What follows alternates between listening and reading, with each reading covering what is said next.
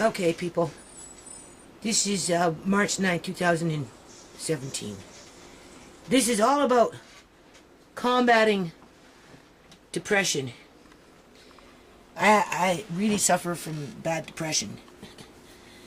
And when you suffer from depression, you get tired. Now, mind you, I'm not feeling very well, right? Because of my eyes and the pressure in my eyes and just the teeth and stuff, right? So anyway, I'm getting up into here. I'm getting into the old food storage. And it does work, people. Food storage works. So what I'm going to do here, though, is I'm going to...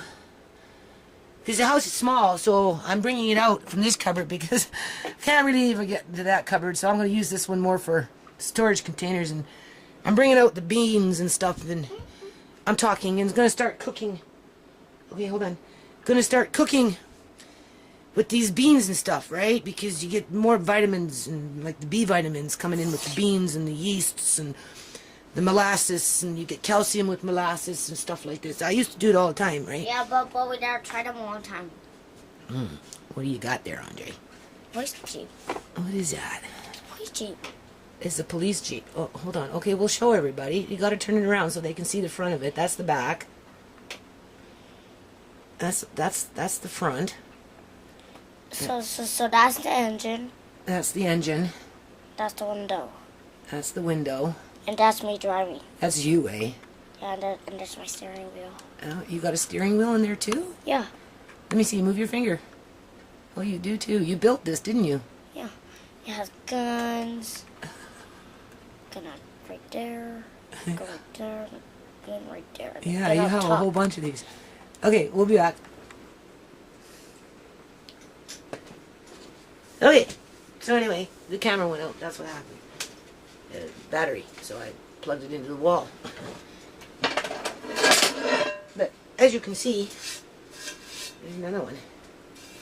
Right.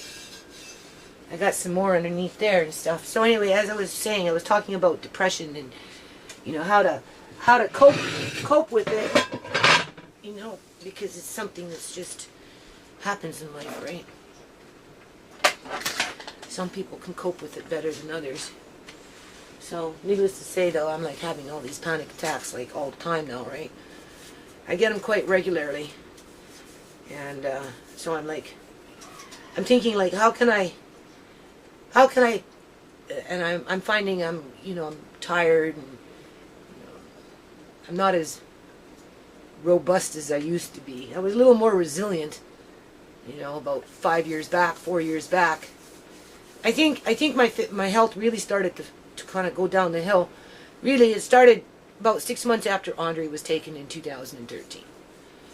From that 6-month period, from January of 2013 up until June of 2013, with all the stress and the cortisol that was going through my brain, and just all of it, right, people? Because you have to remember, I had a lot of stress before that, right?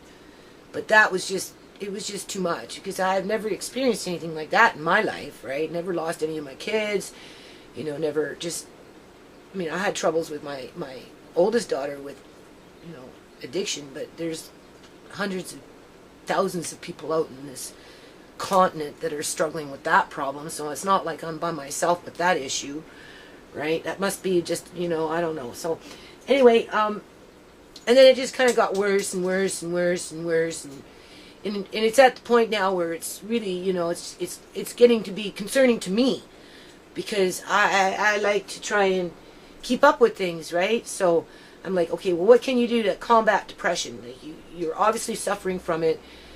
Get out of here, cat, before something happens. Psst. That's one thing I'm going to do. I got a couple of cats in this house that I just don't want.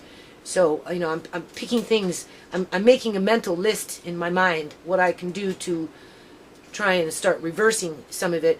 Sugar is one for me, because I drink a lot of coffee, thanks to Uncle John. I never used to drink coffee, but I do when I get tired of drinking tea. And I'll drink a lot of tea, and I'll drink two teaspoons at least per cup. Whether it's coffee or tea, it doesn't matter. And I can, drink a cup of sugar a day. By the time I start to the time I end. the day. So, you know, when they talk about sugar not being good for you, I'm like, come on. Maybe it's time to, you know, reverse that, right? So,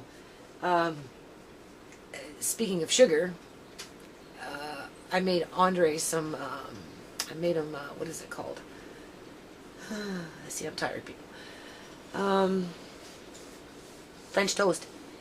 And we don't have any syrup, right? But I made that pear syrup, the Queen's recipe from, you know, Buckingham Palace. Only I added pear juice into it, right? I made that pear syrup over this last summer, and I pulled it out, and I made him French toast today, and he ate it. He liked it.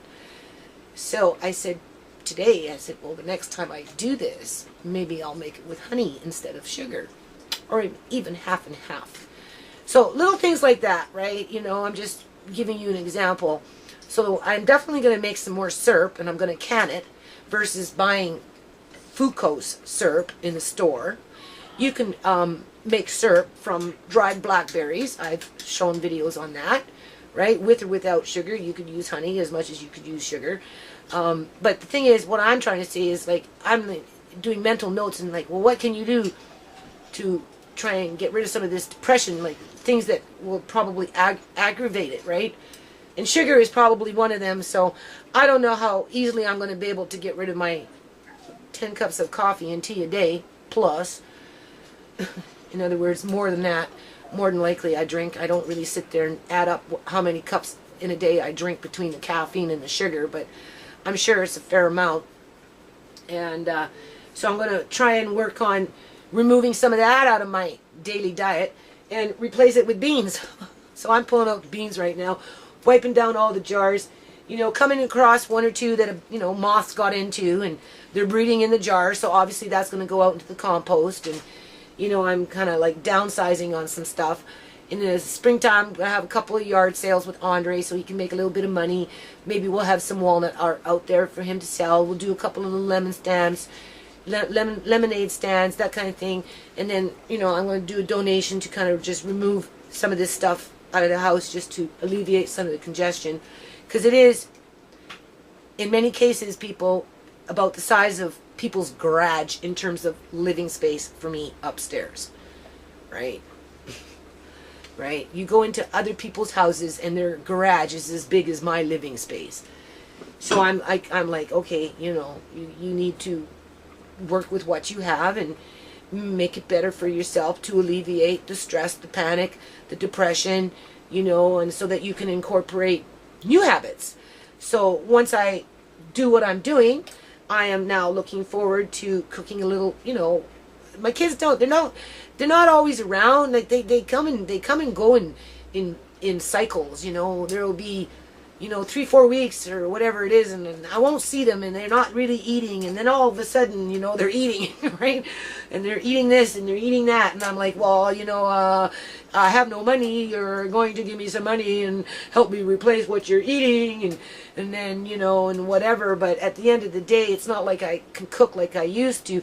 So I'll probably start with like a cup or two, you know, like a half a cup or a cup of beans, dry, cook them up, make some salad, you know, make some rice, do something. Just start using up what I have, and try and bring in the more high nutrient foods like molasses back into the diet like I used to. I used to make muffins all the time and used to always use molasses, and I mean, obviously it'd be good for Andre, right? He's a little picky, but he's getting a little better. He's not as picky as he used to be, right? And you know, I'm bringing out my cast iron frying pans because I'm a woman, and those are things that I like. I don't need, you know, a $100,000 diamond ring in order to make me feel good, right? All I need is a little cast iron frying pan like this.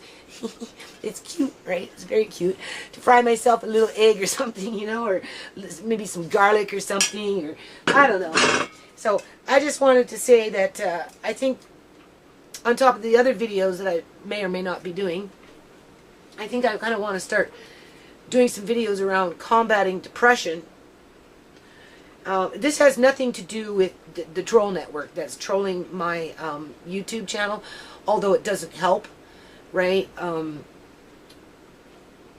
Because that's what they want. They want you to be depressed, right? So to some degree, they're successful at doing that because they've made other people depressed, right? I mean, when you're being gang stalked and cyber stalked, and you know your yard is being stalked, and you know you've got threats against your life and those kind of things, that can get depressing too, right? But it doesn't change the fact that you can't do things in your own personal world to make it better. Now, before I go, I have juicers around the house and stuff like that. That's another thing that I'm going to get into now. I came across some articles, well, one article anyway. I don't know if there's any truth to this, but you know these fast speed juicers that just kind of juice everything out real quick. Apparently, it maybe not so good for the energy properties within the juice in terms of positive and negative ions. So I guess in this case, if you wanted to make some juice and preserve your ions and keep the positive ions, you know, tomato juice, right, or something, right, you would use one of these things and you can squeeze it out that way a few times. So maybe I'll do that. Who knows? So I don't know. I got a little list. Start working on removing some sugar out of my diet. That is obviously going to be a hard one. A couple of cats, you know. I got too many cats in this house. I kept the kitten though because she's very loving, and she's like a little therapy kitten, right? And she allows you to hold her, and she's playful, and she's really, really good for Andre. So I let her stay, right? But Boots, I'm not really interested in Boots. You know, he's just a pest, and you know they jump on things, the cats, and they're losing their hair, and you know they bring in dirt at the bottom of their paws, and I'm always cleaning up after cats. I don't like that. That's, you know, in terms of like, you know, what can you do to remove depression. Elsie's a bad cat. You know, she likes to spray on things, ruin my stuff, but you know everybody's crying that, oh, you know, we've had Elsie for 11 years, you know, going on 12, you know, just let her live out her life, and you know, and you can deal with it, Mom. And I'm like, oh. So I don't know, I may just lock her up and Boots into the Mr. Lace's cat house when it gets a little warmer, right, and get Boots fixed. Sparky's getting fixed like very soon. Let me see this one. This one I like. I'll show them. She's so playful at night when it's time to go to sleep, man. She doesn't let us go to sleep. She runs around, she beams around. She wants to play with us tonight. Yeah, she wants to play with us every night before we go to bed, and she's running around, just playing with your feet. And she goes on my bed. Yeah. But she's not allowed to sleep in there, so. But when she sees everybody going ready to go to bed, she comes barreling down the hall, and she's dashing here and dashing there. And, eh? And she talks. She talks to you. And she lets you cuddle. And she'll sleep, and she puts her little paw out. Right? Says, that's okay. You just relax. Calm down. Don't worry. As Uncle John would say, don't worry. Don't worry. Everything will be okay. Don't worry. Okay. Okay, people. So this is March 11th. I'm still working on combating depression. Getting into my cupboards. Like I said, I was cleaning all up in there, washed the walls, washing the ceiling, washed up all those, got underneath in that cupboard, got up all up in there, got up all up in there. Now I'm in this one. It's like I'm having a little mini nervous breakdown. Anyway, this is some old, obviously I'm having a problem with this screen, right? Flapping around. What this is this old, red onion that I, did up in what? 2011? 2012? Somewhere around that time. It's perfectly fine. And it compacted. It settled, right? So I'm having to take it out with a fork. Right? Break it all up. I've tasted it. It's okay. But what I'm going to do, this is salt, Himalayan salt. right? Actually, this is a coarse one. So maybe I'll make 2 batches. I'm going to take, because I got fined too. One time I came across this salt really cheap and I bought like $60 worth. So I have a fair amount of this salt. The problem with this salt is it doesn't have iodine in it. There's another salt that's healthier salt that has iodine, but Himalayan salt doesn't apparently have iodine in it. So if you rely on it solely, that's not maybe a good idea because you're not getting the iodine in it, right? Although it's a different type of salt, right? Because it comes from a mountain. So what I'm going to do is I'm going to make a bit more of this, and I'll mix up like that, and I'll put it in a container, right? And I'm going to use it when I'm cooking my beans, because I have like, I don't know, I must have some vitamin deficiencies or something. I don't know, I got something going on with me. You know, it's not normal to be aching all the time. It's just not normal, right? Here's some old buttermilk mix that I found in food storage. So you can see it's been wrapped up. And so I'll bring this out. And anyway, this little mixture here, what I'm going to do, I'll be back. Hold on, I'll show you. Anyway, you can see how much I took out of there, right? Broke it up with a fork. You can see how much salt I took out of there. So it's about half and half right now in terms of what's in the bowl. Oh. Yeah, and then we're going to put a bit more in there. I just have to break it up because everything settles down, people. And what this is going to be is for all these beans that I have. I've already spoken to my son, who's a lumberjack. Right? Yeah, he's a lumberjack. That's what he does right now. You see what I've done here, people? Okay. And it's, I'd say... Did you cut the bullshit out? Yeah, be quiet. Just hold on. I'd say it's about... maybe 2/3 salt. No, it's not half and half. It's about 2/3 salt with about 1/3, maybe a little more of this onion base. So you can use it when you're boiling things or just for whatever, right? And it's perfectly good. Now put it in the jar and put it in here along the way, as you can see what I'm doing. This was from... I can show you. Oh, you're so cute. Oops. Oh, you're so cute, Sky. You see that? For my naysayers. The ones that are looking for freebies in terms of ideas. Right? But don't give out any ideas themselves. Just like to criticize and critique. Right. So, anyway, hold on.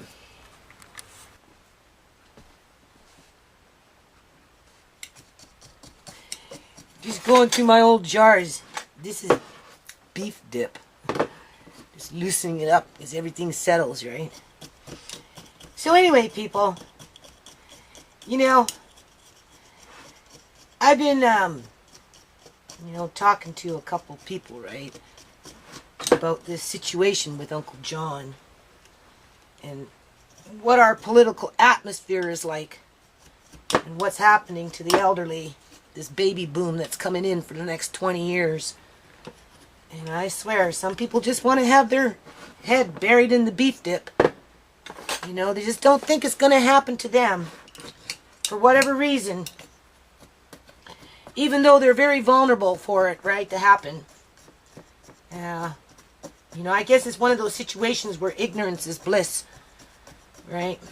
Or maybe they're a part of the problem. Maybe they're ones that, you know, they kind of facilitate this stuff to happen, and it buys them immunity where it doesn't happen to them because, you know, right now the biggest risk factor for medical kidnappings to happen in terms of the elderly are government employees coming in through this baby boom over the next 20 years, because they're the ones with the most assets because of the, you know, the baby boom with the war years, and they got the most education, and You know, they got the best wages. They had more job choice. You know, companies were providing security in terms of pension plans and that type of thing, especially if you were working for the government. Like janitors today that work for the provincial government at BC don't get the pension plan and the benefit packages that my dad got, my stepdad got, Mr. John Duncan, right?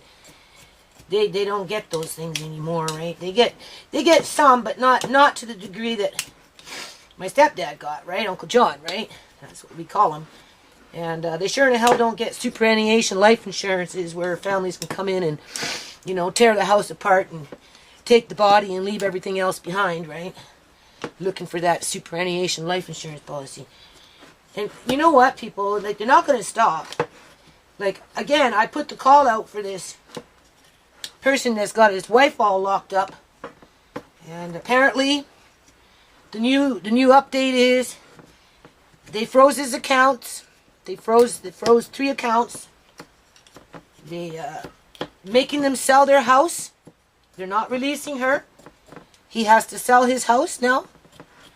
He was actually forced into homelessness, right? Because they took over everything. Now, how they did it, whether they did it legally this time through the public guardian trustee, or whether they did it through inside trading practices, through colluded groups of organized criminals that know how to tweak the system to their favor, right? They're still doing it, people. And the ones that are walking around, you know, thinking it's not going to happen to them for whatever reason, because they don't want to believe that this kind of stuff is going on in our community, because it is, right? They just don't think it's going to happen to them. And, you know, it's a real shame because, you know, they're the ones that don't want to help. You know, they're the ones that will be quick to judge you without getting all the facts, right? You know, they're the ones that would like to gossip, and, you know, and misconstrue the information to gossip, spread rumors, spread lies, right? Whether due to ignorance, you know, or just a whatever, pea brain, right? Or, like I said, maybe they get immunity, you know, maybe they get promised that it will never happen to them if they help facilitate it to happen to somebody else, just by sheer ignorance alone, and, you know, counteracting the claims that are being put forward as truth. And instead of investigating the truth, they'd rather listen to the lie, right? Well, people like me are forced to seek justice on our own because there's, you know, BC Liberal government shut down. I don't know how many courthouses, but I'm going to get this statistic anyway. Something like 10 or 20 of them across the province just completely shut down all these courthouses when they first got in. And like they slashed like 85% or something, 65% or something like that of legal aid funding. They shut down legal aid offices, right? So there's not that many around. Legal aid funding, like I said, has been shut down by 65% or 85%, right? And this is why this stuff is going on, because even though legally, before they can deem you mentally incompetent, so that they can steal your assets, they have to provide you a lawyer, or at least information to go get a lawyer, so that you can defend yourself. They're not even doing that, people. They're not even doing that. Okay? Because they know they don't have to. They know that they can do what they want, these people that perpetrate kidnappings, for the sole purpose of taking over people's assets. Because they're not really kidnapping the poor ones. You know? Not in comparison to the ones with the money. And they're destroying families.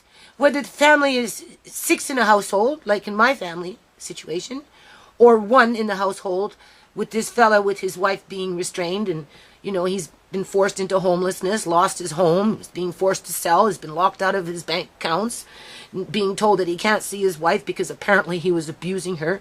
Well, that's kind of odd. Why would his wife stay with him for 45 years or 30 years or 20 years or 15 years or whatever to be abused, to all of a sudden get a lung infection that turns out to be pneumonia because it's contagious, and the BC Liberal government knows that, so if they let it run rampant in a homeless population, then obviously it's going to come into the households, right? Because homeless people don't always live out in the streets, people. They do go into, like, restaurants, and they do every now and then go home, or they go to their friends' houses, or whatever they do. So this stuff gets passed around, right? Which is, 'tis the season to be merry. Now everybody's got the flu with lung infections because it's pneumonia, right? Because some of it is contagious. And it's a means to, have people go to the hospital, and I'll say it again, it's a sorting out bay. That's all it is. It's a bunch of chambermaids running around in there figuring out which one has the most fucking money. And then they lock them up, drug them up, restrain them, push out the immediate family, whether it's a husband or, in my case, stepdaughter with, grandchildren and great-grandchild. Drive us freaking mad, right? Don't follow the law. Don't follow the mandates. Don't follow the regulations. Don't follow the rules, right? They don't, people. I can prove that. I'm just waiting for some shady lawyers to come around with their Houdini cards just to try and hide these facts. Like, seriously, because we live in a time when it's just dirty politics all the way around. Like I said, I have a backup plan, right? And because we're in grief, and our heads are spinning, and we're in turmoil, and we're grieving emotionally and psychologically as we're being accused of being criminals, but not being charged in a court of law, but yet being publicly humiliated. This guy was an ambulance worker. Within his circle of friends, he's being publicly humiliated. Because if he was abusing his wife probably would have left him not probably, she would have left him a long time ago. Think about it, people. She was an independent woman, had her own income, contributed into the house to the best of her ability. Apparently she was a government worker. That's why they're going after the money, because she has good pensions through the government, people. Was forced to take one of those buyouts in 2002, 2003. And maybe it was a buyout like Uncle John, where she forfeited the superannuation life insurance policy, but as she ages, her income increases, which the government wants their hands on. And again, they use an exploited workforce to get it, as they're destroying the family, the immediate family, right? They've done this before, people. They did it before Uncle John, and they're doing it again, right? And they're going to continue to do it for the next 20 years unless people wake up and start realizing what the heck is going on. And if these 60-year-olds and 65-year-old people that are still quite young and, can still kind of move around and still think that they're independent and still think that it can never happen to them, God forbid, unless, of course, they're a sellout and they're in pack with those people and they're getting immunity because they're helping to kidnap other people, right? But if they're not in that situation and they just want to be ignorant about it and think that it will never happen to them, they're only fooling themselves, people. And if you're one of those people that are fooling yourself, don't expect anybody to come rescue you, because there are no resources to rescue you, because the provincial government took care of that when they closed down the courthouses, when they shut down all the freaking legal aid little offices and slashed legal aid funding. There's nobody there to help you unless you can help yourself. But it's kind of hard to help yourself when you're depressed, right? When you're grieving, right? When your brain is in complete turmoil, when your life is falling apart and you have no control over it, right? Because other people are manipulating it to be that way. So, I don't know. I offered help. I don't know if he's gotten that message yet. But I got everything pulled out already, people. I said to this person, you go tell this person. I got it all. I got the Power of Attorney Act. I got the Mental Health Act. I've got Community Living Act. I've got the Property Act. I've got a lot of acts, people. A lot of acts, rules, and regulations. And I got the Criminal Code of Canada. Okay? Serious. Because it has to stop. It has to stop. There needs to be checks and balances in there. And somebody needs to do a thorough investigation to find out how the hell this shit's going on and why. Outside of, it's a money grab. It's a cash cow for the government to prop up the old folks' homes, to get the immigrant worker coming in at half the wages with no benefits, to keep those tax dollars coming so that they can make crooked deals with offshore companies, seriously, as they push push the vulnerable out. The guy was an ambulance service provider for years and years and years and years, and he ends up homeless in a rich province because his wife got medically kidnapped. And there's no one there to tell his story. Right? Because, again, no lawyers. They don't provide no lawyers. They don't provide no information to get a lawyer. Nothing. Oh, yeah, they send in the cops. They send in the cops when you come in and you, like, what the hell? He never even said goodbye. You know? Oh, well, you know, just go get a lawyer. Even though we know you're poor, it doesn't matter. Go find a lawyer. That's the cops giving my son advice. Because they don't know what to do. But they enable it. Because they're not investigating these environments where this stuff is going on. Right? Why not? Why aren't they not investigating it? Why are they protecting the white-collar criminals within the bureaucratic aspect of it? That exploit the workers, that exploit the patients, that exploit the innocent children, that exploit the innocent youth, right? That exploit the innocent husbands. You know, this guy is innocent.